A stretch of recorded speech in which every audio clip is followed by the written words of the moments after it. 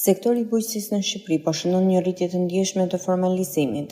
Sipas të dhënave të Institutit të Sigurimeve Shoqërore, gjatë vitit 2025, numri i fermerëve të vetëpunësuar që paguajnë kontribute ka arritur në 101.088, niveli më i lartë i regjistruar ndonjëherë. Krahasuar me një vit më parë, numri i fermerëve kontribues është rritur me 12.000 persona, ndërsa në raport me vitin 2021, rritja arrin në rreth 74%. Sipas specialistëve, ky zhvillim lidhet ngushtë me formalizimin e sektorit dhe me faktin se regjistrimi në skemën e sigurimeve shoqërore është një nga kushtet kryesore për të përfituar nga programet mbështetëse të bujqësisë. Shumica e fermerëve të formalizuar, rreth 74.5%, zhvillojnë aktivitetin në zonat fushore, të cilat japin dhe pjesën më të madhe të kontributeve në skemën e sigurimeve shoqërore. Në renditjen kombëtare sipas qarqeve, Fieri mban vendin e parë me 16% të gjithë fermerëve kontribues në vend. Ky rezultat konfirmon edhe një herë rolin e qarkut si qendra kryesore e prodhimit bujqësor në Shqipëri.